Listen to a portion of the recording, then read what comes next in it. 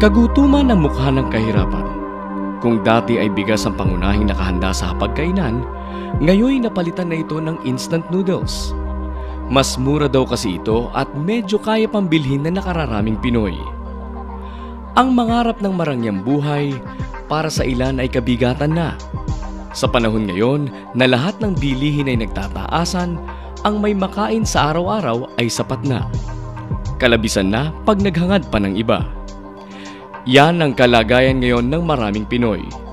Kung kaya nga, legal man o illegal, delikado o hindi, anumang klase ng pwedeng pagkakitaan, pinapasok.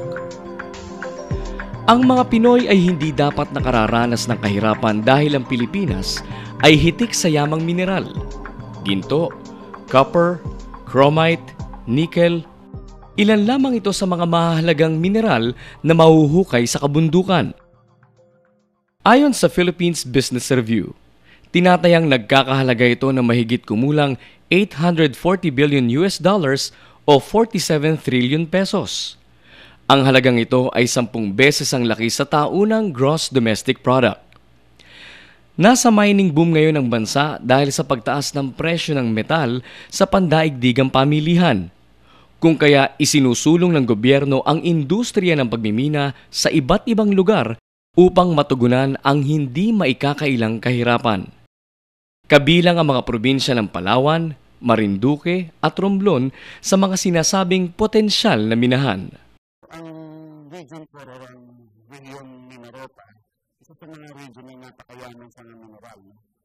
Dahil sa totoo lang, even the ground that we are stepping on right now, as far as mineral resources are concerned, is full of gold.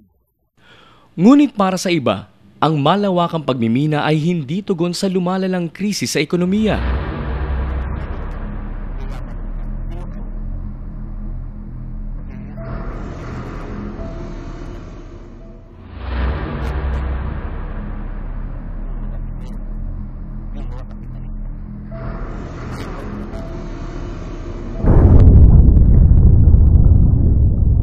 Ang trahedyang nangyari sa Marinduque 12 taon na nakararaan ay isang klasikong halimbawa ng pagkasira ng kalikasan at pagkakasakit ng mga tao.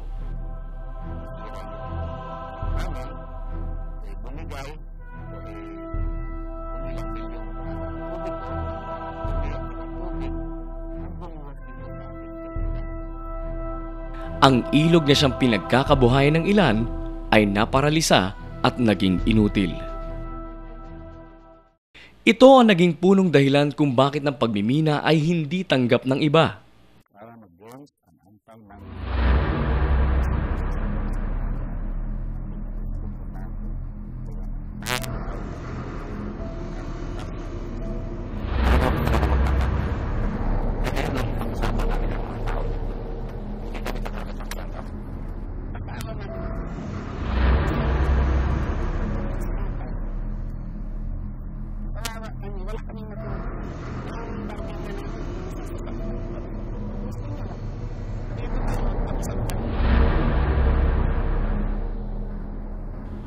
Bukod sa usaping pangkalikasan, pinaniniwalaan ng marami na sa halip na mismong mamamayan ang makikinabang, mga dayuhan lang ang magpapayaman.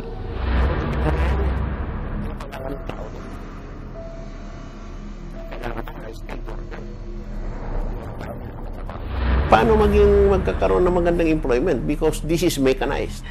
Ay, sa hukayan lang ang isang bako. That is equivalent to almost 100 to 150 persons ang mahukay sa isang araw. Ang mahukay ng 100 tao sa isang araw, isang bako lang hukay yan. And who will provide that? Eh, siyempre sa kumpanya ng mina. Dahil sila yung eksperto. Sa isla ng Sibuyan, mayroong pro-mining at anti-mining. One half of the people do not want mining. One half of the people, the population, want mining. At anti-mining pero pro-small-scale mining. I am pro-mining for as far as the extraction of gold in small scale. 101% pro ako dyan. Pero against ako ng mining operations that is allowed under the Philippine Mining Act of 1995. Pag small mine na po, pwede kami. Tapos pag malaki na siya na-process na namin, antay na po kami. Kinatatakutan ng ilan na mawala sa mapa ang isla kung sakaling maaprubahan ng pagmimina. Bago ang tao, siraan yung environment, masisira ang tao.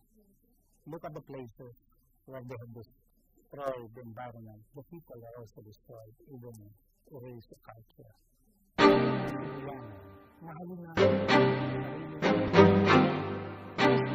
Our contribution to the province of Tagum. Tablas is already almost has no more forest. Here is the remaining forest. The environment is almost very clean water. And allow this to be destroyed, then we are putting Sibuyan to be erased in the map, and we will make Romblon a pura. Yung mga ilog namin na malilinaw, maging tsokolate yan. Wala nang kakainin ang aming mga livestock dito. Okay, sasabihin nilang dito, hindi nila ipaprocess dito. Asan, anong ang magiging kapalit na panambak nila sa tuniladang mga lupa at batong huhukayin nila, ikakargan nila sa barge at dadalhin sa malayo? Anong panambak kung ipapalit nila doon? Wala. So lulubog ang ngayon pa lang bumabaha na, wala pang mina. May mga landslide.